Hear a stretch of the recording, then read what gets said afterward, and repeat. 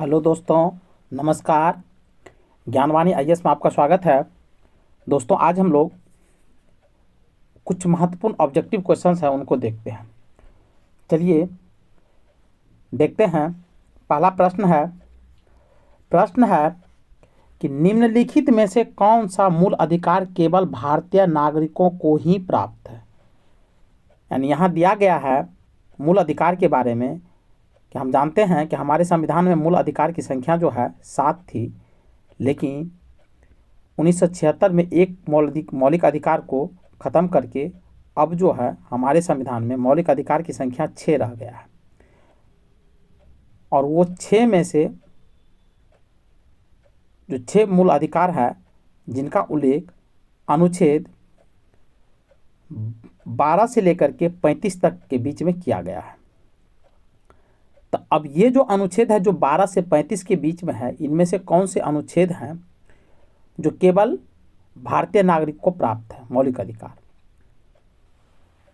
तो इसका उत्तर जो दिया गया है, इसका उत्तर है ऑप्शन डी।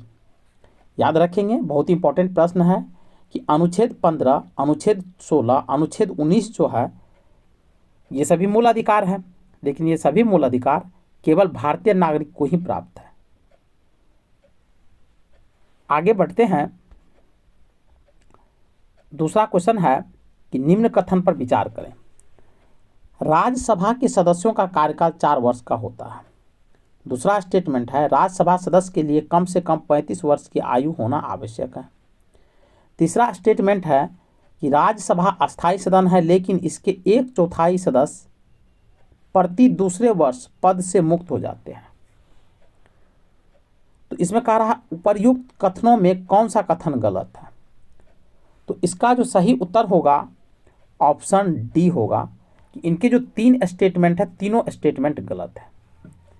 अब देखिए, पहला स्टेटमेंट कह रहा है कि राज्यसभा के सदस्यों का कार्यकाल 4 वर्ष का होगा, ये गलत है। राज्यसभा के सदस्यों का जो कार्यकाल होता है वो 6 वर्ष का होता है। दूसरा है राज्यसभा सदस्य के लिए कम से कम 35 वर्ष की आयु होना आवश्यक है। ये 35 वर्ष की आयु होना आवश्यक नहीं होता है, जबकि 30 वर्ष की आयु होना आवश्यक होता है। तीसरा है राज्यसभा अस्थायी सदन है, ये सदा सत्य है, लेकिन आगे कह रहा है कि इसके 1/4 सदस्य जो है प्रति दूसरे वर्ष पदमुक्त हो जाते हैं। तो 1/4 नहीं होता है, 1/3 सदस्य जो होता है प्रत्येक दूसरे वर्ष पद से मुक्त हो जाते हैं। ये सही होगा, इसलिए जो तीनों स्टेटमेंट गलत है, इसका आंसर डी होगा। अगला क्वेश्चन की तरफ बढ़ते हैं। कह रहा है धन विधेयक को राज्यसभा अधिकतम कितने दिनों तक रोक सकती है। तो धन विधेयक को राज्यसभा अधिकतम 14 दिनों तक रोक सकती है, और 14 दिन से यदि वह अधिक रोकता है तो लोकसभा को यह महसूस होता है कि जिस रूप में उसने धन विधेयक को पारित किया है उसी रूप में वह राज्यसभा भी उसे पारित कर दिया है। अगला क्वेश्चन देखते हैं। कोई व्यक्ति उच्च न्यायालय का न्यायाधीश होने का पात्र होगा जब वह, कह रहा है कि कोई व्यक्ति उच्च न्यायालय का न्यायाधीश होने के लिए क्या योग्यता होनी चाहिए। तो पहला दिया है स्टेटमेंट भारत राज्य क्षेत्र में कम से कम 10 वर्षों तक न्यायिक पद धारण किया हो। यानी भारत का जो राज्य क्षेत्र है, कहीं भी राज्य क्षेत्र के अंदर कहीं पर भी कम से कम 10 वर्ष तक किसी कोर्ट में वो न्यायिक पद धारण किया हो, या लगातार 10 वर्ष तक उच्च न्यायालय या न्यायालयों का अधिवक्ता रहो, या 10 वर्ष तक कोई हाई कोर्ट हो या कोई सिविल कोर्ट हो या कोई भी अदालत हो, उसमें कम से कम 10 वर्ष तक न्यायालय अधिवक्ता यानी वकील के रूप में काम कर चुका हो। तीसरा स्टेटमेंट है कि उसकी आयु कम से कम 35 वर्ष हो। तो यहां दिया है उपरोक्त कथन में से कौन सा सही है। तो 4 का सही उत्तर होगा ऑप्शन ए। केवल 1 जो है सही स्टेटमेंट है, यानी भारत राज्य क्षेत्र में कम से कम 10 वर्ष तक न्यायिक पद धारण किया हो, या लगातार 10 वर्ष तक उच्च न्यायालय या किसी अन्य न्यायालय में अधिवक्ता वकील के पद पर काम किया हो। तो पहला स्टेटमेंट तो सही है, लेकिन दूसरा स्टेटमेंट गलत है। उसकी आयु कम से कम 35 वर्ष हो, ऐसी मापदंड नहीं है। तो दूसरा स्टेटमेंट गलत है, पहला सही है, इसलिए आंसर ए होगा। आगे बढ़ते हैं। वित्तीय आपात उद्घोषणा का अनुमोदन करने वाली संकल्प सदन के दोनों सदनों द्वारा कितने माह के भीतर होनी चाहिए? वित्तीय आपात का जो उद्घोषणा होता है, अनुमोदन करने वाले जो संकल्प है सदन के दोनों सदन यानी सदन के दोनों सदनों यानी लोकसभा और राज्यसभा द्वारा कितने माह के भीतर होना चाहिए वित्तीय आपातकाल? तो इसका सही उत्तर है 5 का सी, यानी 2 माह के अंदर, 60 दिन के अंदर। कभी कभी ऑप्शन में 60 दिन भी रहता है, तो याद रखेंगे 2 माह या 60 दिन। आगे बढ़ते हैं। भारत की पहली बार केंद्र सरकार के विरुद्ध लोकसभा में अविश्वास प्रस्ताव कब लाया गया था? हम जानते हैं अविश्वास प्रस्ताव हमेशा सत्ताधारी जो पार्टी होती है, जो सरकार में होती है, उनके खिलाफ लाया जाता है। तो पहली बार जो लाया गया था, तो इसका आंसर होगा 6 का बी, यानी 1963 ईस्वी में लाया गया था। अब आप पता करेंगे कि 1963 में किस पार्टी की सरकार थी भारत में और प्रधानमंत्री कौन थे। आगे बढ़ते हैं। राज्य के नीति निर्देशक तत्वों के परिवर्तन के लिए किस अनुच्छेद में उपबंध किया गया है? यानी राज्य की जो नीति निर्देशक तत्व है डीपीएसपी, उसको जो लागू करने का अधिकार यानी परिवर्तन जो इम्प्लीमेंट होगा रूल, उसका कार्य किस अनुच्छेद में उपबंध यानी उसके बारे में दिया गया है? तो इसका सही उत्तर होगा ए, अनुच्छेद 37 यानी 37 में कहा गया है। आगे बढ़ते हैं। कह रहा है चलैया समिति का गठन किस वर्ष किया गया था? तो चलैया समिति का गठन जो है ये 1991 में किया गया था। निम्नलिखित में से किस क्रांति का संबंध कोका उत्पादन या चमड़ा उत्पादन से है? बहुत सारी क्रांति है और उनका संबंध किसी न किसी क्षेत्र से है। उसी में है एक कोका उत्पादन या उसको कहिए चमड़ा उत्पादन से संबंधित है। तो इसका सही उत्तर होगा ऑप्शन ए, भूरी क्रांति का संबंध जो है कोका उत्पादन या चमड़ा उत्पादन से है। नेक्स्ट क्वेश्चन है, एक धन जो आसानी से विदेश से आता है लेकिन आसानी से चला जाता है, इसे इस प्रकार से जाना जाता है। यानी कह रहा है एक ऐसा धन जो विदेश से आता है आसानी से और आसानी से वो चला भी जाता है, तो इसका सही उत्तर होगा हॉट मनी, डी, यानी हॉट मनी यानी गर्म मुद्रा समझिए, और डॉलर जो है गर्म मुद्रा है। आगे बढ़ते हैं। गन्ने का उचित और पारिश्रमिक मूल्य एफआरपी अनुमोदित करता है। यानी गन्ने का जो उचित मूल्य है या पारिश्रमिक मूल्य जो है, उचित मूल्य जो है, उनको कौन निर्धारित करता है? तो इसका सही उत्तर होगा ऑप्शन ए, आर्थिक मामलों पर कैबिनेट समिति। नेक्स्ट क्वेश्चन है, असहयोग आंदोलन में कौन सा कार्यक्रम शामिल नहीं है? हम जानते हैं 1920-22 में महात्मा गांधी के द्वारा असहयोग आंदोलन चलाया गया था, और कह रहा है उस असहयोग आंदोलन के कुछ कार्यक्रम थे, कुछ सिद्धांत थे, और उसमें से कौन से सिद्धांत या कार्यक्रम शामिल नहीं हैं, ये पूछा जा रहा है। तो इसका सही उत्तर होगा ऑप्शन डी, सरकारी वाहनों से यात्रा करने पर पाबंदी। ये शामिल नहीं था, जबकि सरकारी पदों का त्याग गांधी जी ने आह्वान किया था भारतीय जनता से, जो आंदोलन में शामिल होना चाहते हैं वो सरकारी पदों से त्याग करें, विदेशी माल का बहिष्कार यानी विदेशी वस्तु जो है उनको ना खरीदें, उनका बहिष्कार करें, अदालतों का वकीलों द्वारा बहिष्कार। और वकील जो थे, जो भारतीय वकील थे, वो उनको ये कहा गया था कि आप अदालत का बहिष्कार करें। तो देखिए याद रखेंगे, बहुत इंपॉर्टेंट प्रश्न है। आगे है, दांडी मार्च की समाप्ति किस तिथि को हुई थी? दांडी मार्च गांधी जी के द्वारा चलाया गया था, इसको सविनय अवज्ञा आंदोलन के नाम से भी जाना जाता है। तो इसकी जो समाप्ति हुई थी वो कब हुई थी? तो हम जानते हैं कि सविनय अवज्ञा आंदोलन या दांडी मार्च ये 1930-32 के बीच में हुआ था, और इसका सही उत्तर जो होगा ऑप्शन सी, दांडी मार्च की समाप्ति किस तिथि को? 6 अप्रैल 1930 को। गांधी जी साबरमती से दांडी के तट पर गया था और वहां पर नमक उठा करके नमक आंदोलन की शुरुआत किया था। तो दांडी मार्च जिस तारीख को पहुंचता है उसी दिन उसकी समाप्त हो जाती है। तो कह रहा है 6 अप्रैल 1930 को, इसका सही उत्तर होगा। अगला क्वेश्चन है, गांधी जी के जीवन काल में घटी निम्न घटनाओं का कालक्रम सही नहीं है। यानी गांधी जी के जीवन में बहुत सी घटनाएं घटी और उसमें से कौन सी घटना है जो सही नहीं है। तो पहला ए में है चोरा चोरी घटना, 5 फरवरी 1922 को हुआ था। द्वितीय गोलमेज सम्मेलन 7 दिसंबर 1931 को, पूना समझौता 24 सितंबर 1932 को, और भारत छोड़ो आंदोलन 23 मार्च 1942 को। तो डी जो ऑप्शन है ये गलत है, बाकी सभी घटनाएं सही है। चोरा चोरी घटना जो है गोरखपुर, उत्तर प्रदेश के गोरखपुर जिले से संबंधित है। यहाँ पर पुलिस थाने में आंदोलनकारियों ने आग लगा दिया था और बहुत सारे पुलिसों को मौत के घाट उतार दिया था। द्वितीय गोलमेज सम्मेलन ब्रिटेन में हुआ था 7 सितंबर 1931 को, और द्वितीय गोलमेज सम्मेलन में गांधी जी ने भाग लिए थे। 3 गोलमेज सम्मेलन हुआ था जिनमें से प्रथम और थर्ड में गांधी जी भाग नहीं लिए थे, और कांग्रेस के एकमात्र प्रतिनिधि के रूप में गांधी जी द्वितीय गोलमेज सम्मेलन में भाग लिए थे, याद रखेंगे। पूना समझौता 24 सितंबर 1932 को भीमराव अंबेडकर और गांधी जी के बीच हुआ था, यरबदा जेल में जो पूना में है। और भारत छोड़ो आंदोलन मार्च में नहीं अगस्त में हुआ था, तो इसलिए ये डेट गलत है। तो इसका जो है कारा सही नहीं है, तो डी सही नहीं है। आगे बढ़ते हैं।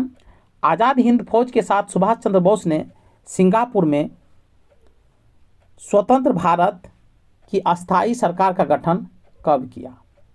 तो आज़ाद हिंद फौज के साथ सुभाष चंद्र बोस ने सिंगापुर में स्वतंत्र भारत की और अस्थायी सरकार का गठन किया था 21 अक्टूबर 1943 को। अगला क्वेश्चन है, सती प्रथा का उन्मूलन किया गया। तो सती प्रथा का उन्मूलन किया गया 1829 के नियम 17 के द्वारा, और इस समय Lord William Bentinck governor general थे, उन्हीं के द्वारा किया गया था, और इसमें राजा राम मोहन राय की महत्वपूर्ण भूमिका रही है इसको समाप्त करने में। आगे बढ़ते हैं। बहावियों के विद्रोह को कुचलने का श्रेय किस गवर्नर जनरल को जाता है।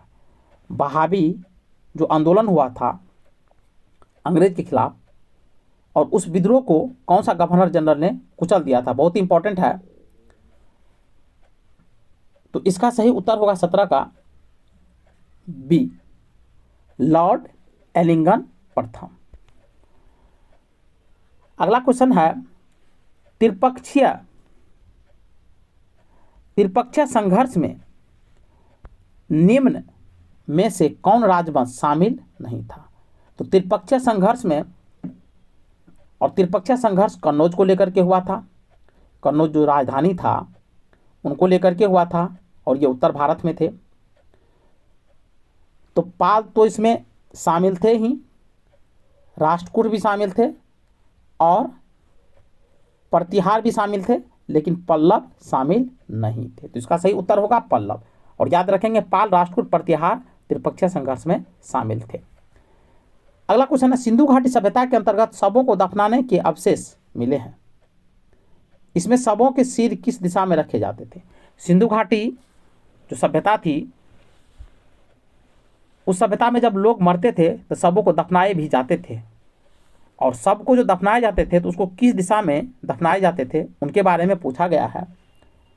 तो इसका सही उत्तर होगा ऑप्शन ए, उत्तर दिशा में। और यही परंपरा आज भी हमारे कल्चर का पार्ट भी है। आज भी लोग मरते हैं तो उत्तर दिशा में सबको रखा जाता है। आगे बढ़ते हैं। किस बौद्ध संगीत में बौद्ध धर्म का 2 संप्रदायों में विभाजन हो गया था। बौद्ध संगति 4 हुई है, जिनमें से कह रहा है कौन सी संगति थी जिसमें बौद्ध धर्म 2 भागों में विभक्त हो गया था। तो इसका उत्तर होगा ऑप्शन डी, चतुर्थ बौद्ध संगति जो था, इसमें बौद्ध धर्म 2 भागों में बढ़ जाता है, एक हीनयान और दूसरा महायान। महायान या हीनयान कहिए। अगला क्वेश्चन देखते हैं। महावीर स्वामी को किस नदी के तट पर केवल की प्राप्ति हुई थी। यानी केवल का मतलब है कि लौकिक सत्ता से ऊपर उठ करके परलौकिक सत्ता को प्राप्त कर लेना एक तरह से, यानी जीवन मरण के चक्र से छुटकारा, मोह माया को त्याग देना, केवल की प्राप्ति, ज्ञान की प्राप्ति। तो ये किस नदी के तट पर हुआ था?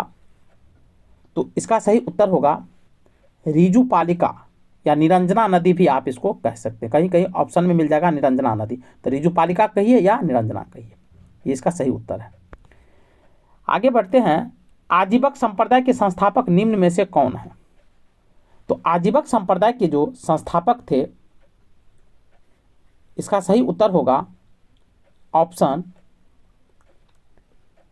सी, मखलीपुत्र गौसाल।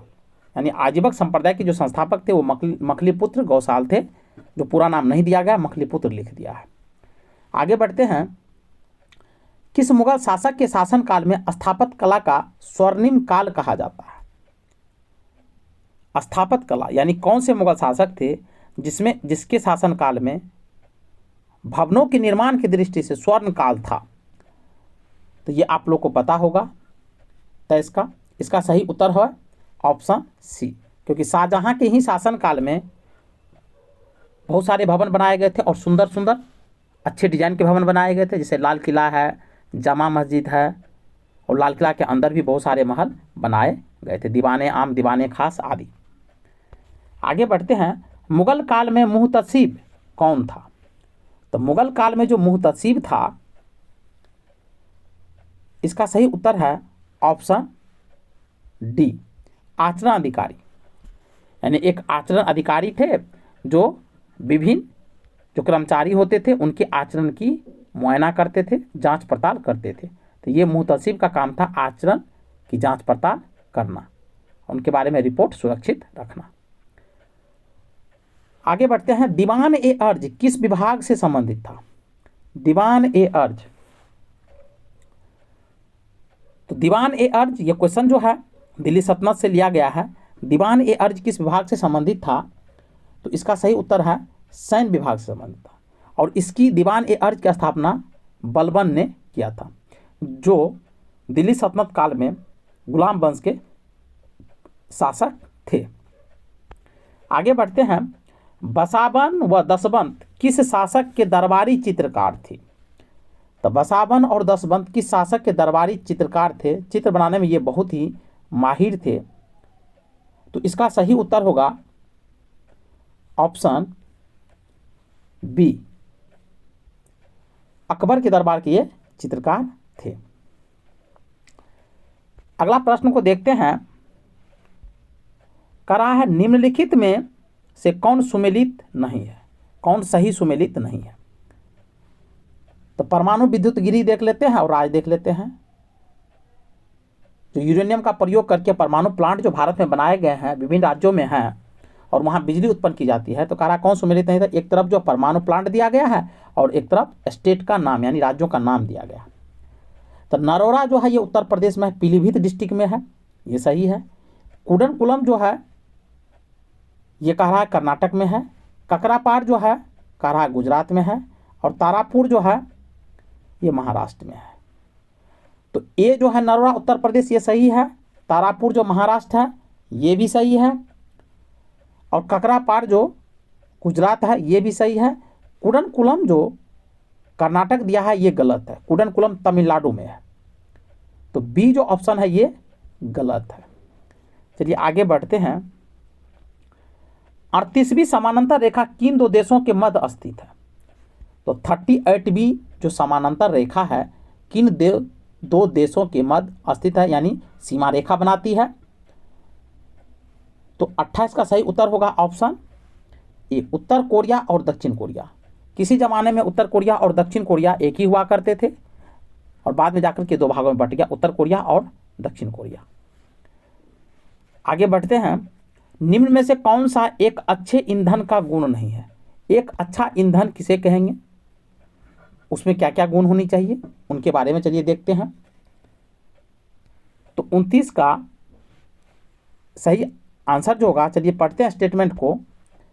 ईंधन का ऊष्मायमान उच्च होना चाहिए, ये सही है, ये अच्छे गुण है। जलने पर ज़्यादा से ज़्यादा अवशिष्ट और हानिकारक गैसों का उत्सर्जन होना चाहिए, ये स्टेटमेंट गलत है।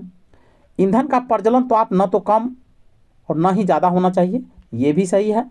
और इनमें से सभी ये तो खैर गलत है। तो इसका सही जो उत्तर होगा ऑप्शन बी, जलने के बाद ज़्यादा अपशिष्ट नहीं बल्कि कम अपशिष्ट पदार्थ उत्पादन करना चाहिए और कम हानिकारक गैसों का उत्सर्जन करना चाहिए। इसलिए इसका उत्तर जो होगा बी होगा। आगे बढ़ते हैं। कह रहा है सूची 1 सूची 2 को सुमेलित कीजिए, यानी मिलाइए। कूट दिया हुआ है, कूट वाला क्वेश्चन है। तो यहां दिया है विटामिन B7, तो इसका सही उत्तर जो होगा बालों का झड़ना। विटामिन B12 प्रकाशीय अवरक्ता होना, और विटामिन E बांझपन उत्पन्न करना, और विटामिन के रक्त के थक्का जमने में मदद करना। यानी हमारे शरीर में जब कहीं कट फट जाता है, ब्लड बहता है, तो विटामिन यदि के पर्याप्त मात्रा में है तो रक्त का थक्का वो जमा देता है, जिसके कारण बाद में खून बहना या ब्लड बहना रुक जाता है। तो 30 का इसका सही उत्तर है ऑप्शन ए का तीसरा, बी का पहला, सी का चौथा, डी का दूसरा। चलिए आगे बढ़ते हैं। कहा तारों की मध्य दूरी ज्ञात करने की इकाई है। 2 तारा है और उनके बीच जो दूरी कितनी दूरी है, इसको किस इकाई से, किस इंस्ट्रूमेंट से ज्ञात की जाती है? तो इसका सही उत्तर है सी, गैलेक्टिक इकाई। अगला क्वेश्चन है निम्नलिखित में से कौन सा रोग पुरुषों की तुलना में महिलाओं में बहुत कम होता है? यानी कौन सी बीमारी है जो पुरुष में तो बहुत ही कम होता है लेकिन महिला में बहुत ज्यादा होता है? तो इसका सही उत्तर है ऑप्शन बी, वर्णाधता।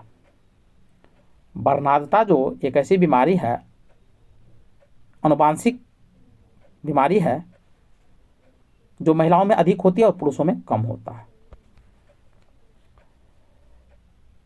आगे देखते हैं।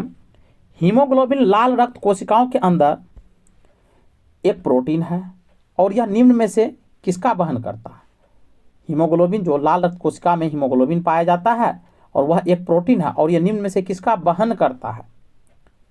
तो इसका सही उत्तर है ए, यानी ऑक्सीजन को वो ब्लड के माध्यम से ही ऑक्सीजन हमारे बॉडी में एक अंग से दूसरे अंग तक पहुंचाए जाते हैं, विभिन्न अंगों तक पहुंचाए जाते हैं। तो ऑक्सीजन को ले जाने का जो काम है वो हीमोग्लोबिन ही करता है।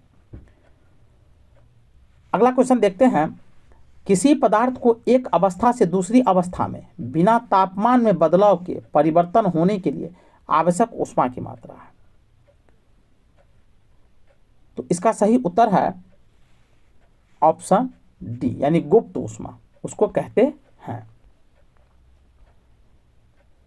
अगला क्वेश्चन है निम्नलिखित कोशिका अंगों में से किस में न्यूक्लिक अम्ल नहीं पाया जाता है? ध्यान रखेंगे, नहीं पाया जाता है। तो इसका सही उत्तर होगा ऑप्शन डी, जीवदर में न्यूक्लिक अम्ल नहीं पाया जाता है, जबकि न्यूक्लिक अम्ल केंद्रिका में पाए जाता है, राइबोसोम में पाए जाते हैं, हरित लवक में पाए जाते हैं, लेकिन जीवदर में नहीं पाया जाता है। अगला क्वेश्चन को देखते हैं। निम्नलिखित में से कौन सा विटामिन ए का अच्छा स्रोत नहीं है? यानी कौन सी हम भोजन या कौन सी पोषक पदार्थ लेंगे जिसमें विटामिन ए नहीं पाया जाता है? तो इसका सही उत्तर है ऑप्शन सी, जंतुओं के यकृत एवं गुर्दे। यानी जंतु के जो लीवर होते हैं उसके जो किडनी होते हैं, गुर्दे किडनी को कहा जाता है और यकृत को लीवर कहा जाता है, तो उसमें विटामिन ए नहीं पाया जाता। जबकि मछली का जो तेल है उसमें विटामिन ए प्रचुर मात्रा में पाया जाता है, पालक में भी पाया जाता है, आम में भी पाया जाता है, और विटामिन ए जो है हमारे आँखों के मेंटेनेंस के लिए बहुत आवश्यक है। गाजर में भी विटामिन ए प्रचुर मात्रा में पाए जाते हैं। आगे बढ़ते हैं। सूची 1 सूची 2 को मिलान करें। चलिए इस प्रश्न को देखते हैं। तो सूची 1 में दिया है प्रतिरोध, ए में है प्रतिरोध। तो प्रतिरोध का जो मात्रक है ओम का होता है, विद्युत प्रवाह को एम्पियर से मापा जाता है, बल को न्यूटन से मापा जाता है और पावर यानी शक्ति को वाट से मापा जाता है। तो इसका सही उत्तर होगा ऑप्शन बी, ए का चौथा, बी का पहला, सी का दूसरा और डी का तीसरा। चलिए आगे बढ़ते हैं। कह रहा है धातुओं में सबसे कम घनत्व वाला तत्व कौन सा है? तो धातुओं में जो सबसे कम यानी कौन से एलिमेंट है जिनकी डेंसिटी सबसे कम होती है, घनत्व कम होती है? इसका सही उत्तर है बी। लिथियम का जो डेंसिटी होता है इन तत्वों में, बाहर के तत्वों से तुलना ना करेंगे। यहाँ आप देख रहे हैं ऑप्शन ए में दिया है सोडियम, ऑप्शन सी में दिया है पारा, ऑप्शन डी में दिया है कॉपर और बी में दिया है लिथियम। तो ये जो 4 एलिमेंट है, इस 4 में आप देखेंगे सबसे ज़्यादा डेंसिटी लिथियम की होती है। चलिए आगे बढ़ते हैं। कहा प्राकृतिक रबर के बारे में निम्न में से कौन सा कथन सही है? नेचुरल रबर जो होता है उसके बारे में कह रहा है, कौन सा कथन सही है? और आप लोग ध्यान रखेंगे रबर के वृक्ष भी होते हैं और केरल में इसकी खेती भी की जाती है। तो 39 का जो स्टेटमेंट पढ़ लेते हैं, कौन सा कथन सही है, यानी एक इसमें सही है और बाकी 3 गलत है। यह एक प्राकृतिक बहुलक है और इसमें लोचदार गुण होते हैं। ये जो पहला स्टेटमेंट है यही स्टेटमेंट क्या है? सही है। दूसरा, यह एक कृत्रिम बहुलक है और उसमें लोचदार गुण होते हैं, यानी ये कृत्रिम नहीं है, ये प्राकृतिक है। ये स्टेटमेंट गलत है। दूसरा, यह एक बहुलक नहीं है और इसमें लोचदार गुण होते हैं, ये भी गलत है। यह प्राकृतिक बहुलक है लेकिन इसमें लोचदार गुण नहीं होते, ये भी स्टेटमेंट गलत है।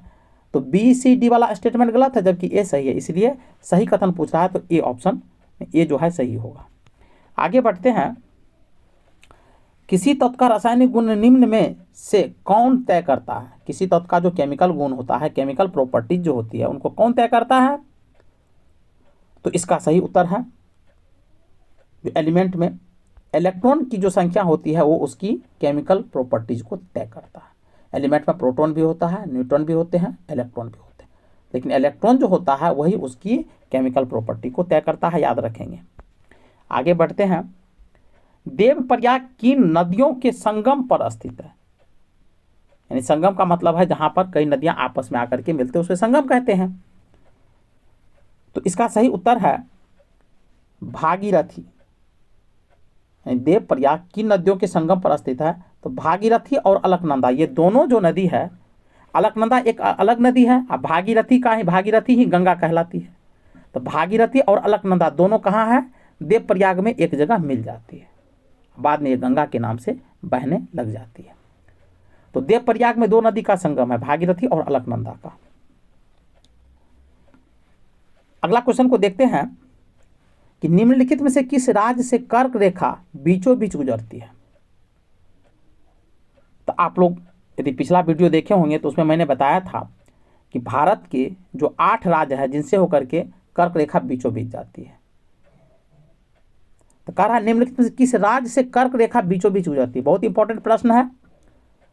तो 42 का सही उत्तर होगा ऑप्शन सी। मध्य प्रदेश जो राज्य है उनसे होकर कर्क रेखा बीचों बीच जाती है और अदर स्टेट जो है उनसे होकर जाती है लेकिन बीचों बीच नहीं जाती है, जिसमें पश्चिम बंगाल है, मिजोरम है, और आप देख लेंगे झारखंड है, छत्तीसगढ़ है, गुजरात है, त्रिपुरा है।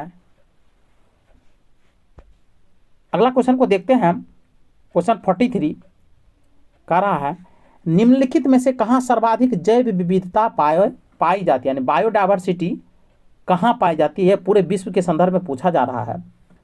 तो इसका सही उत्तर होगा उष्णकटिबंधीय वर्षावन। यानी उष्णकटिबंधीय वर्षावन वह क्षेत्र है, जैसे 0 डिग्री जो इक्वेटर रेखा है, विषुवत रेखा है, उनके आसपास के जो क्षेत्र हैं उसे ही उष्णकटिबंधीय वर्षावन कहा जाता है।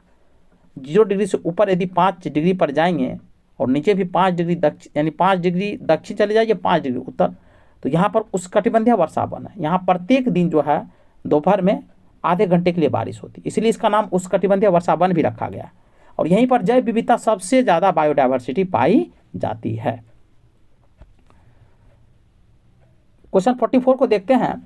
क्वेश्चन 44 है निम्नलिखित में कौन सुमेलित नहीं है, कौन सही नहीं है? तो कोई एक ही होगा इसका आंसर, 3 तो इसमें गलत होगा। चलिए ढूंढते हैं।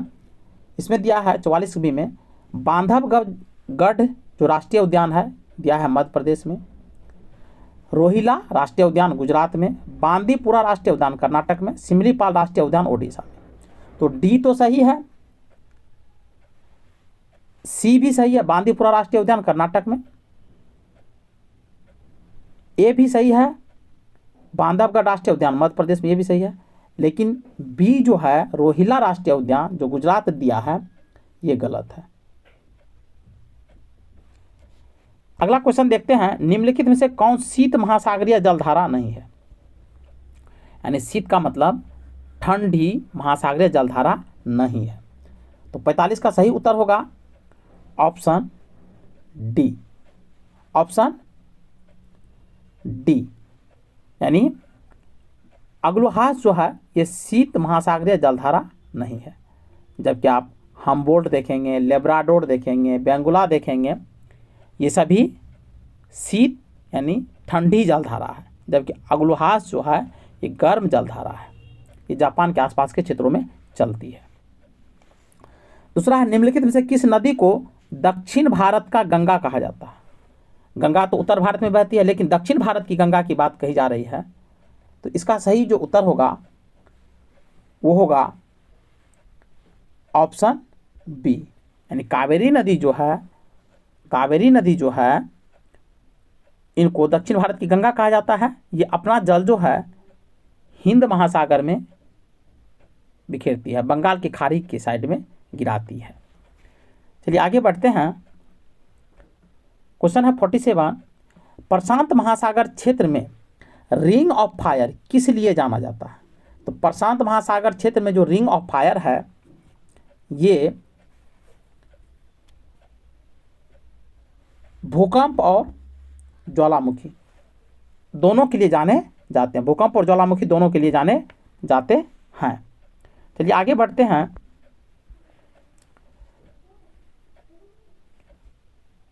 कह रहा है निम्नलिखित में कौन सही सुमेलित नहीं है? तो 48 में है तकलामकान चीन, बी में दिया है थार भारत, आटाकामा चिली और गिब्सन अफ्रीका। तो 48 का जो डी है ये गलत है, गिब्सन अफ्रीका में नहीं है। जबकि तकलामकान जो पर्वत शिखर है ये चीन में है, थार जो मरुस्थल है ये भारत में है, आटाकामा जो है ये चिली में है। चलिए आगे बढ़ते हैं। क्वेश्चन है 49, प्रतिरोधात्मक या घर्षणात्मक बेरोजगारी है। घर्षणात्मक बेरोजगारी किसे कहा जाता है, किस स्थिति में है? तो इसके स्टेटमेंट को पढ़ते हैं। तो कह रहा है एक ही रोजगार में आवश्यकता से अधिक श्रमिक या व्यक्तियों का होना। दूसरा, श्रमिक व्यक्तियों को उनकी योग्यता के अनुसार बहुत निम्न स्तर पर कार्य मिलना। तीसरा है सी में दिया है व्यवसाय या रोजगार परिवर्तन की प्रक्रिया के दौरान श्रमिक व्यक्ति का कुछ समय के लिए बेरोजगार होना। और डी में दिया उपर्युक्त सभी। तो उपर्युक्त सभी तो नहीं होगा, पहला स्टेटमेंट घर्षणात्मक बेरोजगारी का नहीं है, दूसरा भी नहीं है। इसमें सी जो है यही घर्षणात्मक प्रतिरोधात्मक, यानी व्यवसाय रोजगार परिवर्तन की प्रक्रिया के दौरान जब रोजगार में परिवर्तन होता है तो श्रमिक कुछ दिनों के लिए छुट्टी पर चले जाते हैं, बेरोजगार हो जाते हैं, उसे ही घर्षणात्मक बेरोजगारी कहा जाता है। चलिए आखिरी क्वेश्चन को देखते हैं। क्वेश्चन 50 है कि न्यूनतम समर्थन मूल्य मिनिमम एमएसपी जिसको बोलते हैं मिनिमम सपोर्ट प्राइस के बारे में निम्नलिखित कथनों पर विचार करें। मिनिमम सपोर्ट प्राइस क्या है? तो स्टेटमेंट 1 दिया है कि न्यूनतम समर्थन मूल्य आर्थिक मामलों के मंत्रिमंडलीय समिति द्वारा प्रस्तावित की जाती है। दूसरा स्टेटमेंट है न्यूनतम समर्थन मूल्य कृषि लागत एवं मूल्य आयोग द्वारा अनुमोदित की जाती है, यानी उनकी स्वीकृति उनके द्वारा दी जाती है। तो इसका सही जो उत्तर होगा ऑप्शन सी होगा, यानी 1 और 2, यानी दोनों स्टेटमेंट सही है। एमएसपी न्यूनतम समर्थन मूल्य आर्थिक मामलों के मंत्रिमंडलीय समिति द्वारा प्रस्तावित यानी प्रस्ताव किया जाता है, और समर्थन जो है न्यूनतम समर्थन मूल्य कृषि लागत और मूल्य आयोग के द्वारा किया जाता है। तो इसका आंसर जो है सी होगा 1 और 2। चलिए दोस्तों मिलते हैं नेक्स्ट वीडियो में, तब तक के लिए जय हिंद। यदि आपको वीडियो अच्छी लगी हो तो वीडियो को लाइक कीजिए, शेयर कीजिए, सब्सक्राइब कीजिए चैनल को और बेल आइकन को भी प्रेस कीजिए।